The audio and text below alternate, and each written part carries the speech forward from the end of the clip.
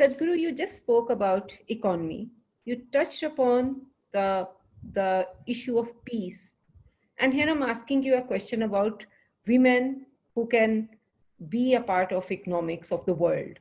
Do you think that women can really be a part of inclusive economics, which many people or we would like to talk about? And then, if we are, then we try to multitask. We want to take so many roles. And that obviously brings us stress also, because if we want to deliver, stress is, I think, a part of this. How do we manage everything? How do we balance everything? Can you give us some advice as women in business? Why are you saying stress is a part of this?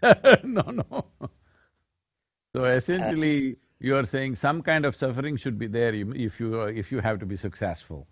No, that's not right, because a suffering mind is not a creative mind. I know most people say that from Europe, only in deep suffering you will be creative. No, I'm telling you, if you are blissed out all the time, you will be very, very creative, because unhindered exploration of your genius will happen when you are not an impediment to yourself. Suffering means you're putting up impediments to your own faculties, your own intelligence, your own genius. So do not ever understand suffering or stress or tension or whatever else as some kind of a creative process. Yes, it is true that right now if we smash your little finger, all right? I'm saying suffering, physical suffering. If you smash your little finger, you will run all over the place at full speed. If a dog is chasing you, you will run full speed. But is that the way to go?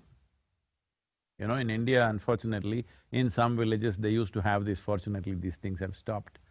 They will tie some firecrackers to the tail of a donkey. And poor animal runs like crazy and everybody is happy how with a donkey is running faster than a horse. Is this the way to run, I'm asking? Is this a way for human being to explore our potential? We tie firecrackers to our tail and run because it's going to burst in our face otherwise? This is not the way to do things. So when we say women being part of the economic process, they've always been. It is just that today we have a twisted sense of economic process. Tell me, right from ancient times, I'm going back to the caveman's time, when people lived in caves and forests. Was she not a part of the economic process? Maybe she didn't go hunting, but when things were brought home, she sorted out things, she made sure everything is put to best use, she made sure everybody is nourished and everything is taken care of. Is this not economic process? If a woman is not competent, then what is brought home will be wasted. Is saving a part of your banking business, I'm asking? Without savings, is there banking? Without banking, is there an economic process on the planet? I'm asking. Can economic engine be driven without banking system? Can banking system operate without people saving? Wasn't it always the main consciousness of the woman in the house, how to save everything and put it to best use? Who said she was not a part of the economic process? Right now, unfortunately, we have a twisted sense of economy. We think only if you work on the factory floor, you're in the economic process. This is a very crude way of looking at life. I think I'm not commenting about this lady, but there was an iconic picture from the World War II time. If it was for the war effort, I very much appreciate it, but it was used by political campaigns and various other things, where an American lady is like this with her biceps showing and saying, "We can do it." You've seen that iconic picture. Because it was… I'm commenting about this mainly because it was used in political campaigns, presidential campaigns used this.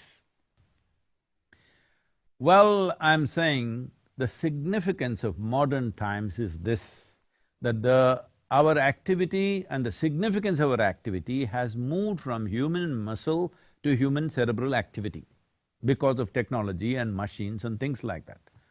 From brawn to brain, this is the most important thing for in the uplifting of a woman, because now the man's muscle, which ran the world at one time, anything that was needed, you needed man's muscle. So naturally, he was the dominant force in a given society, or at least we see it from outside that way, but it was not so even in those societies.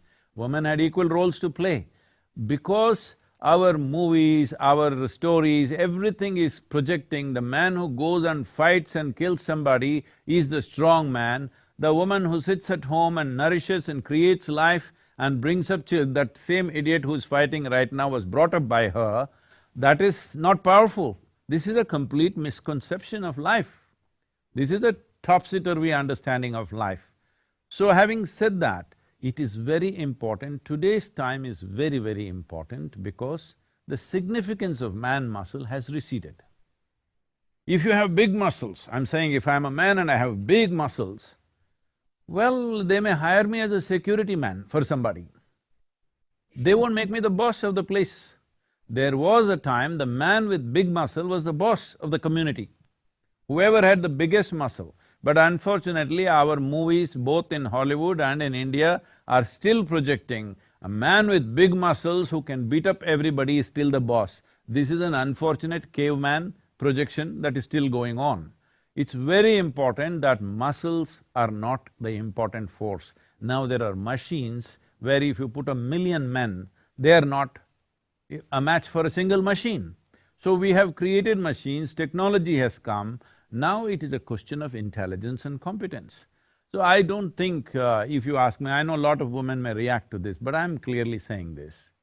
Let me repeat this, I've said this before, but I'm clearly saying this. There is no need for women to fight for equality. All they have to do is, education is available, in most nations, at least by law, they're equal. Socially, they may not be yet, but by law, there is equality. Now all they have to do is, more and more girls should be educated, should become competent. Today it's happening in India big time. More girls are passing out of high school than boys. More girls are there in… I went to some technological institutes, technical institutes, there are more girls than boys. Not literature or commerce or something. In engineering schools, there are more girls. More girls are earning PhDs than boys are earning. This is all. If you do this for another 15–20 years, it'll be a level playing field. Instead of just creating unnecessary rancor, unnecessary resistance where from the other side also ugly things will happen, this is all that has to be done because empowerment is the way to go forward, not a fight, not showing your muscle because even a man's muscle is meaningless, why is a woman's muscle so important now?